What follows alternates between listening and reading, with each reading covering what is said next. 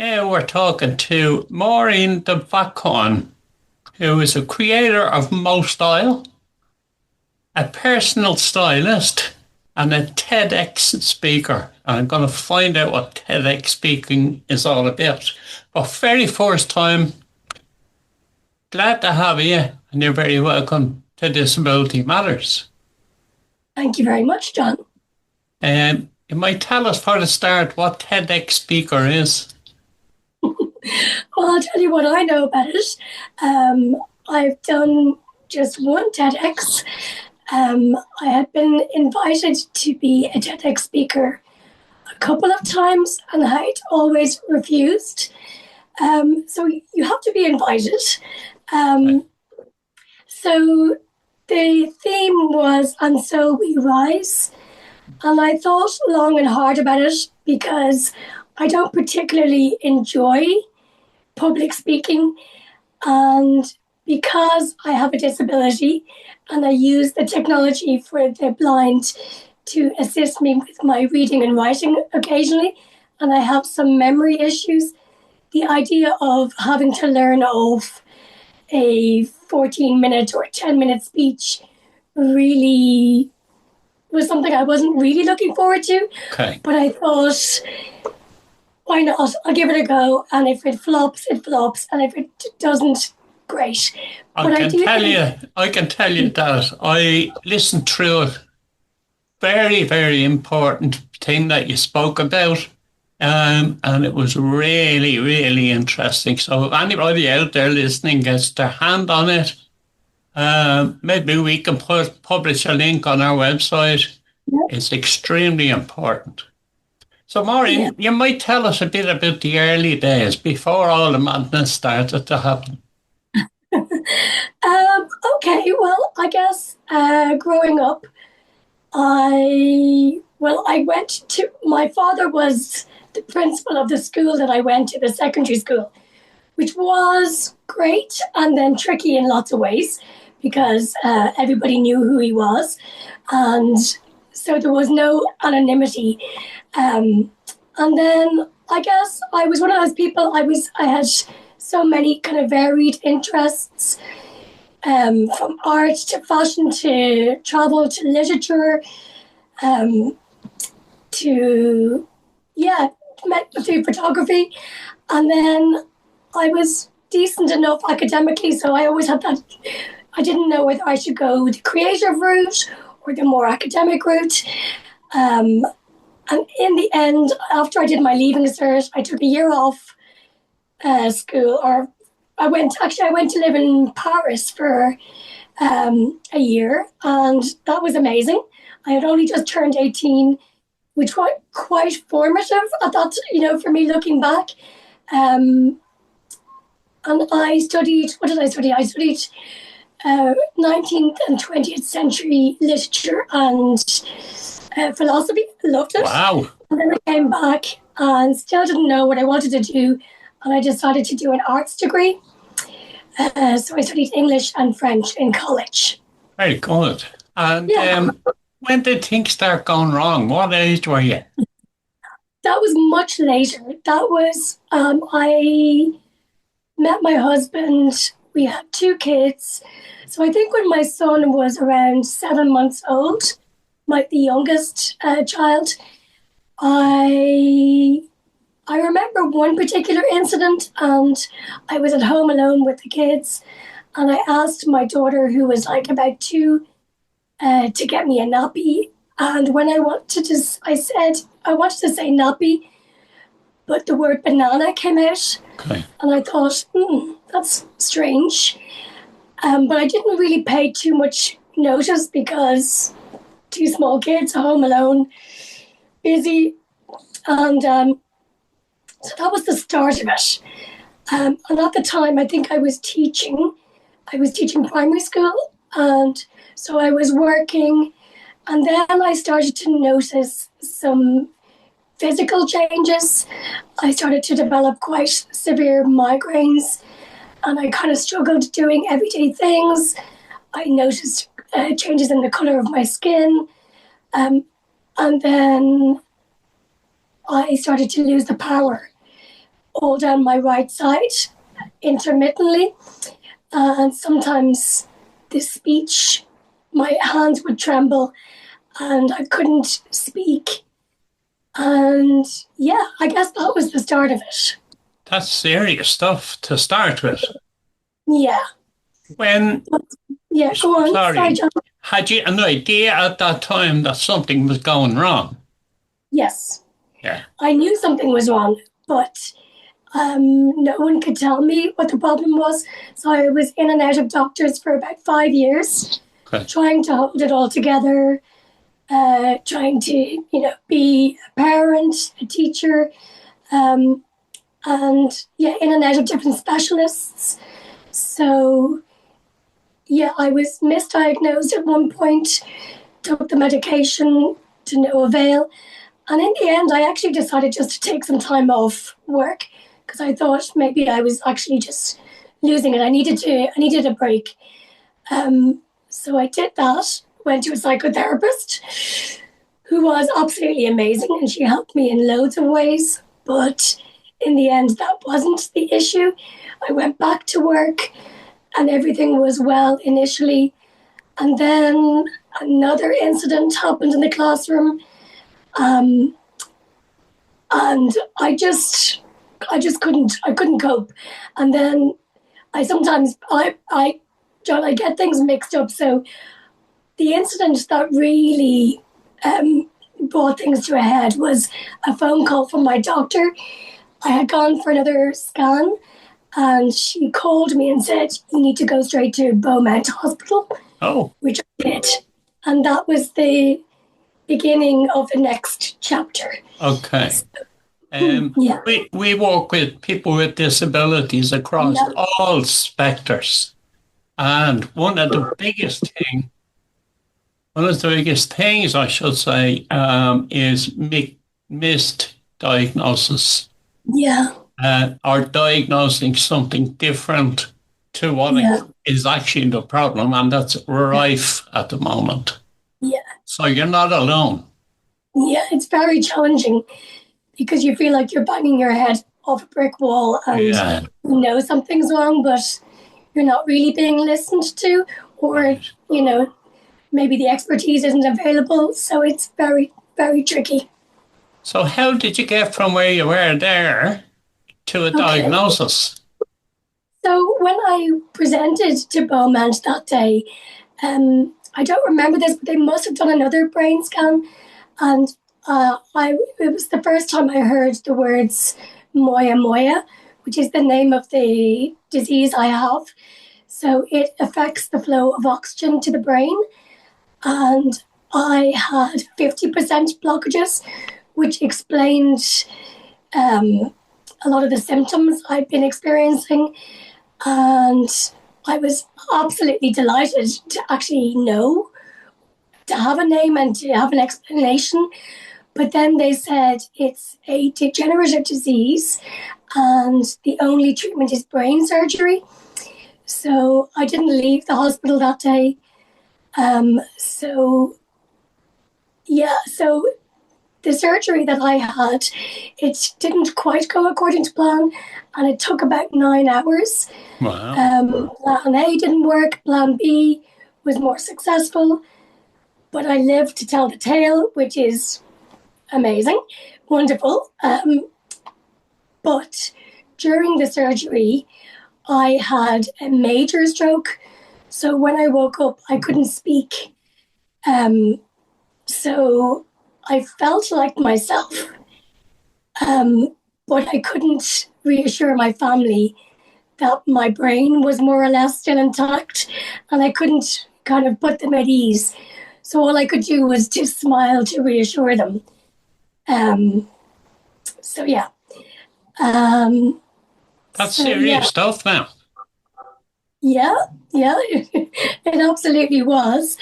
But I just remember being so pleased or grateful that I actually woke up and that I was going to get to see my kids and my family and my husband, and I was going to get to live. So, yeah, that was the main thing.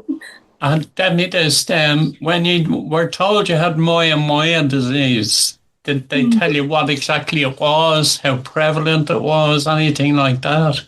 Yeah, they did. They said it's extremely rare. Right. Extremely rare, and that I guess when they said that it was degenerative, that it wasn't something that medicine could treat, that the only treatment was brain surgery. That was a bit of a shock. But at the same time, you don't really have any choice. I mean, I was scared, extremely scared. I would imagine so. Yeah, yeah, it's very surreal, very surreal. So I look back at it and I remember being in the ward before, so I had to spend about 5 days in the ward before the surgery happened. I remember thinking I couldn't get my head around what was about to happen. So yeah, it is very, very surreal. Yeah. And tell me about the team that were looking after you. Were they helpful? Were they on your side, or were they clinical? They were very friendly. They were very reassuring.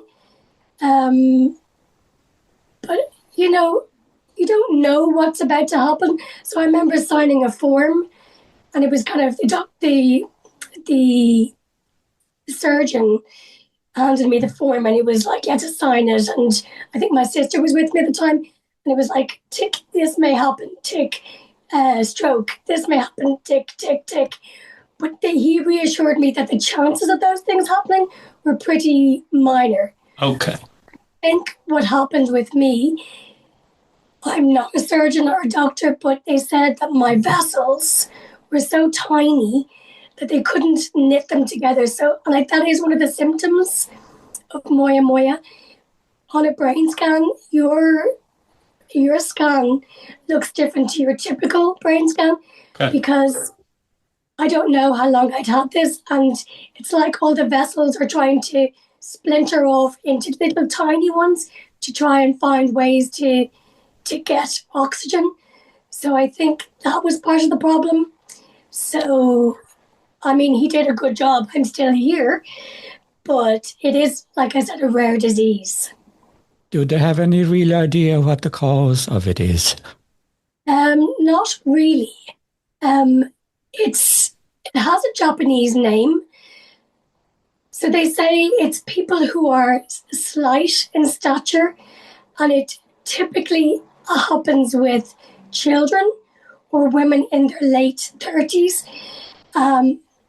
So like I've got little tiny hands, tiny feet, tiny vessels. So like I said, they think mine's incidental. They didn't think it was in the family or anything like that.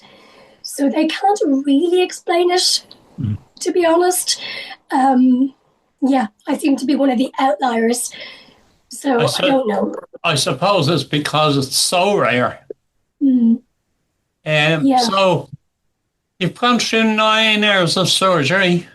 You're coming back. You can't talk. No. How did you recover from that? And particularly, how long did it take? Yeah. So I spent a month in Beaumont, and I guess when you have brain surgery, the only way I can describe it is like they take your brain, shake it up, and give it back to you in a different order with pieces missing. And it's like everything takes a while to settle. Now, my speech did come back pretty quickly. I remember initially they'd come around and they'd hold items like a pen and say, "What's this?" And I knew what it was, but I just couldn't say it.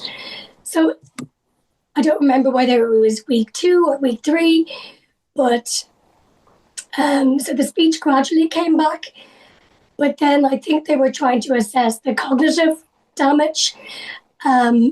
So anything for me, the part of my brain that was affected was anything to do with speech, reading, writing, numbers, organization, time, memory. So I remember one of my friends coming in and handing me a fashion magazine. And I remember kind of looking at it thinking, oh, that all just looks like pictures. So that's when I realized, oh, I can't actually read. And then my son who was about 3 at the time, he came in and he's obsessed with numbers, and he was saying like, "Mum, what's 1 on 1?" And I just didn't even understand the concept. So anything to do with time, even what A was. I remember rolling around A, and I didn't even know what that was. And I'd been a teacher for 16 years, so it was all of that was hit. So that was gone. So it was literally starting from the beginning. But my mobility was good. Yeah. I mean, there's parts of my body that I can't feel, like my fingers. But the rest of me, I could walk and I could all those things. So for me, it was more my brain that was affected. It must be psychologically tough to go through all that. Yeah. Yeah. Especially to realise that you have to start all this again, and you're an adult. Yeah. Yeah, it probably sounds strange, but I had all the motivation in the world that I needed. I had 2 small kids, and it's my personality has always been to be a bit of a fighter, so I never really dwelled on that. It was much later that the frustration came because I had a job to do, and it took me like 2.5 years to learn to speak and read and write again. And the brain is fascinating. There are days when I feel like I can do everything. And then there's times when my brain just feels tired and everything's hard. So on those days, I use the technology for the blind. So if there's a piece of text, it will read it to me, or I can use it to draft an email or a message. So yes, the frustration kind of came later, and it comes in waves, but I don't know if it's just my personality, but I feel frustration that I can, get very down for a day or two, and then I come back. So I think it's just like life can be tough, and it can be tough whether you have a disability or not. Yeah. I think it's how you decide to deal with it. I am privileged because I have a very supportive family and a group of friends, which really helps. So, yeah, I don't know if I'm answering the question. You are, absolutely. Yeah, Has the assistive technology been of great help in helping you to come to terms with absolutely. it? Yeah. Yeah, and it took a while for me to actually, it was me who made the jump to go, oh, wouldn't that be good? Because I felt like, because I was with Bagot Street Speech and Language for 2.5 years. So I would go and do my homework with them, and then I'd come home and do it again with my mom every day. So I worked really, really hard. But I remember feeling like, I feel like I'm a blind person, but I'm not blind. And I thought, well, why don't I see? Oh God, I'm going to get the acronym wrong, but the people for the blind, can they help me with the technology? So I went to them, and they were amazing. And they were so good because I guess in a way, I know I'm not blind, but I feel like a blind person when it comes to reading and writing. So they've been amazing. You must have great drive in you to go and come back from all that in the way that you did. I guess I do. I think, for me, the alternative wasn't worth even contemplating because I was 40 when I had my surgery, and in the years that followed when I was trying to get myself back together, and I didn't want to just sit on benefits. I felt too young. I felt like it was not what I would have been. That would have really depressed me. So I think as people, we want to be part of the world and society and to be useful, to have a purpose. So I really fought to try and bring myself back and to really find something that I could do so I started my own business. I volunteered with, they're now called Work Equal, but they were called Dress for Success. They're a worldwide organization that help men and women to get back into the workforce. So that was my first port of call. So I got my sister to help me to write a letter of application to them because I wanted to volunteer with them as a stylist. And thankfully they took me on, and that was the start of the next part. I guess I'm telling you, I think when you're in hospital and you're recovering, you have a lot of time to think.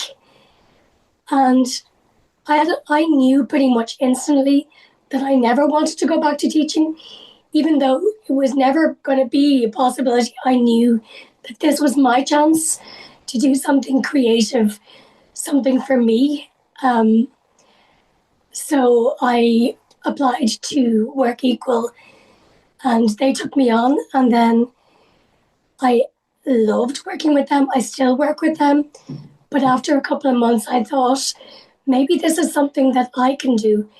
And that was how I started my personal styling business. So little by little, I started my own business. Brilliant. What's the future? Where do you go in the future? The future... Sorry, I should ask, are you where you need to be right now? And then, what's in the future? Yeah, so I guess I've been running MoStyle, which is a personal styling company, and I work with men and women to help them to find their own sense of style and who they are and their personality when it comes to clothing. But I say it's to do with clothing, but it takes in a lot more than just clothing. It's about confidence, about not letting anything stand in your way. So I do that and I absolutely love it. I offer wardrobe edits and personal shopping. So I work with people who work in the corporate world. I work with people who are stay-at-home mums or dads, people who run their own businesses. So I find it really fulfilling, and I've been doing that about 7 years. And I work it around my family, my own health. So that's what I think I'll be doing for the next 5 years at least. Good. After that, I'm not quite sure, but we'll see. Great. Tell me this then. If there's somebody listening today and they have symptoms like you had at the very beginning, what advice would you give to them? I guess I would say don't give up. Listen to your body. Persist. I guess that's why I do these kind of interviews. For me, knowledge is power. And sometimes the more you question, the more you talk to people, the more different things you listen to, the more chance that you will find a solution. But I really do feel for people who are in a dark place and they know that something's wrong, because it can be very challenging. But I think speak to people, investigate, and at the same time, you don't want to become obsessed, because it's the uncertainty of knowing whether you're going to find what you're looking for. So I don't have all the answers. I know, I get you. Yeah, but I do think programs like this are really important because, like I said, knowledge is power. So keep trying. Yeah, we're right at the end of our time. Is there anything else you'd like to say before we go? Oh gosh, I don't know. From a business or from a personal perspective? It's your moment. Okay, I think we all have a choice in how we deal with challenges. And even though when you have a disability, you can feel really challenged, but you do have a choice every day. It's your life. Try to live it your way as best you can. Máirín, thank you so much for talking to us on disability matters. You're very welcome. You're very good.